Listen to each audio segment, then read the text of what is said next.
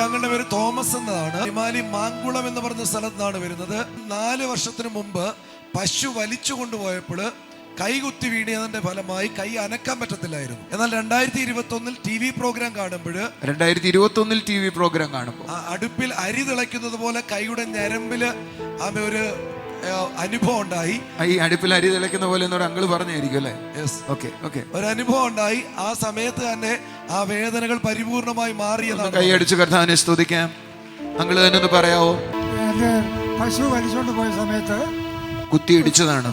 കയ്യില് കയറ് ചുറ്റിട്ട് തെറിച്ചു പോയി ഒരു 5-6 മീറ്ററോളം അടുത്ത് പോയി വീണ സമയത്തില് എന്റെ കയ്യിലെ ഓരം കുത്തി വീണിട്ട് റബ്ബറിന് പോയി അടിച്ചു.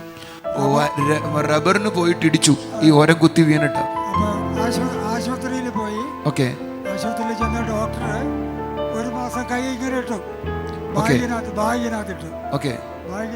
1 മാസം കൈ ബാഗിനകത്ത് ഇട്ടിരുന്നു. അത് കഴിഞ്ഞ് 1 മാസം കഴിഞ്ഞ് ചെന്നപ്പോ ബാഗ് എടുത്തു കഴിഞ്ഞപ്പോ കൈ ഇങ്ങനെ തന്നെ ഇരുന്നു. എന്ന് പറഞ്ഞ ബാഗ് എടുത്തതിന് ശേഷം അങ്ങളുടെ കൈ ഇങ്ങനെ ആയിരിക്കത്തുള്ളൂ, ചലിക്കത്തില്ല. അപ്പോ ഡോക്ടർ പറഞ്ഞു ഓപ്പറേഷൻ ചെയ്യണം. കൈയുടെ ഓരോ ഓപ്പറേഷൻ ചെയ്തെങ്കിൽ ഇനി സുഖം പ്രാപിക്കുള്ളൂ എന്ന് പറഞ്ഞു. അപ്പൊ എനിക്ക് ഇത്രയും പ്രായമായ ആളായത് കാരണം എനിക്ക് അപ്പടി പേടിയായി. ഞാൻ പിന്നെ വരാമെന്നും പറഞ്ഞ് ആശുപത്രിയിൽ നിന്ന് വീട്ടിലേക്ക് പോയി. അങ്ങനെ 1 വർഷത്തോളം ഞാൻ കണ്ട പല മരുന്നുകളൊക്കെ കഴിച്ചെങ്കിലും എനിക്ക് കുറവ് കിട്ടിയില്ല. ഏകദേശം 1 വർഷത്തോളം അങ്ങളുടെ കൈ ഇങ്ങനെ തന്നെ ഇരിക്കുമായിരുന്നു. ഇത് കൊച്ചു കാര്യമല്ല. കൈയടിച്ച കർത്താവിനെ സ്തുതിച്ചേ. അത് കഴിഞ്ഞ് ഈ നെടുങ്കണ്ടത്തില് ഒരു സിദ്ധവൈദ്യനെ കണ്ടു. നെടുങ്കണ്ടത്തിലൊരു സിദ്ധവൈദ്യനെ കണ്ടു. അതെ, അദ്ദേഹമാണ് പറഞ്ഞത് എന്റെ കൈയുടെ ഞരമ്പ് ബ്ലോക്കായി പോയി. അതായത് വലിയ ഈ മെയിൻ ഞരമ്പ് ബ്ലോക്കായി പോയിട്ട് അദ്ദേഹം കാണിച്ചു തന്നു. ഇങ്ങനെ കറുത്ത് കിടക്കുമായിരുന്നു.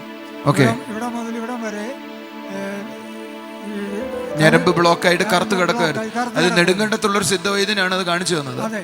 അപ്പൊ പുള്ളി പറഞ്ഞു അത്ര എളുപ്പം ഇനി മാറാൻ പോകുന്നില്ല, ബുദ്ധിമുട്ടാണെന്ന് പറഞ്ഞു. അപ്പൊ പുള്ളി ഒരു 3 ആഴ്ച മരുന്ന് തന്നു. ഗുളിയൊക്കെ കഴിച്ചിട്ടും കുറഞ്ഞില്ല. സിദ്ധവൈദ്യനും പറഞ്ഞ ആള് കാണിച്ചു തന്നിട്ടും അത് മാറ്റം ഉണ്ടായില്ല. അപ്പോഴാണ് എനിക്കും മനസ്സിലായത് എന്റെ കൈയുടെ ഞരമ്പ് ഇങ്ങനെ ബ്ലോക്കായി പോയത് എനിക്കും മനസ്സിലായി. അപ്പൊ പിന്നെ ഞാനിങ്ങനെ ദൈവത്തോട് പ്രാർത്ഥിച്ചുകൊണ്ടൊക്കെ ഇരുന്നു. അപ്പോൾ ഈ ജോൺ ദാരു ബ്രദറിന്റെ പ്രോഗ്രാം സൂര്യ TV-യിൽ കാണുന്നുണ്ടായിരുന്നു.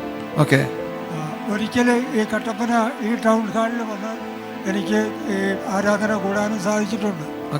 അപ്പൊ അത് കഴിഞ്ഞ് ഞാനിങ്ങനെ ഈ സൂര്യ TV-യിൽ പ്രോഗ്രാം കണ്ടുകൊണ്ടിരുന്നപ്പോൾ ഒരു ദിവസം കാലത്തെ 5:30 ജോൺ ദാരു ബ്രദർ ഇങ്ങനെ ജനങ്ങളുടെ ഇടയ്ക്കൂടെ ഇറങ്ങി വരുന്നതായിട്ട് കാണുന്നു. ആ സമയത്ത് ഞാൻ കൂടുതൽ പ്രാർത്ഥിച്ചു. യേശുവിനോട് പ്രാർത്ഥിച്ച സമയത്ത് എൻ്റെ കൈയുടെ ഞരമ്പിൽ ഇങ്ങനെ പെടപെടാന്നങ്ങ് പിടച്ചു. അതാ അടപ്പത്ത് അരി തിളയ്ക്കുന്നത് പോലെ എൻ്റെ കൈയുടെ ഞരമ്പ് തിളച്ചു. അപ്പൊ തന്നെ എൻ്റെ കൈ ഉയർത്താൻ സാധിച്ചു. എനിക്ക് എന്റെ ദൈവമേ, കൈയടിച്ച് കർത്താവിനെ സ്തുതിച്ചേ. ശരിക്കും പൊങ്ങും. 1 വർഷം കൈ അതുപോലെ ഇരുന്നു. സിദ്ധവൈദ്യന്മാരെ വിട്ടു, എന്നിട്ട് ഒന്നും നടക്കാത്ത കാര്യമാണ്. TV-യിൽ കണ്ടുകൊണ്ടിരിക്കുമ്പോൾ കർത്താവ് ചെയ്തു എന്നാ പറയുന്നത്. എന്നെ സന്തോഷമുള്ള കാര്യമാണ്. ഭൂമിയിലെ സർവ്വചരാചരങ്ങൾക്കും വേണ്ടി, മനുഷ്യനും ഭൂമിയിലെ സർവ്വചരാചരങ്ങൾക്കും വേണ്ടി ജനിച്ച സർവശക്തനായ യേശു ക്രിസ്തു വഴി പ്രിയപ്പെട്ട ജോൺ ദാരുവിന്റെ അനുഗ്രഹത്തോടു കൂടി എനിക്ക് കിട്ടിയ ഈ അനുഗ്രഹം. കൈയടിച്ച് കർത്താവിനെ സ്തുതിച്ചേ. നമ്മുടെ കർത്താവ് ഇന്നും ജീവിക്കുന്നു. അവൻ അത്ഭുത മന്ത്രിയാണ്. അവൻ ഇന്നും അത്ഭുതങ്ങൾ ചെയ്യുന്നു. ഒന്ന് കൈയടിച്ച് കർത്താവിനെ സ്തുതിക്കാം. അവന്റെ വീര്യപ്രവൃത്തികളൊന്നും കുറഞ്ഞിട്ടില്ല. അവന്റെ അത്ഭുതങ്ങളൊന്നും കുറഞ്ഞിട്ടില്ല. Thank you uncle. സന്തോഷത്തോടെ പോയിട്ട്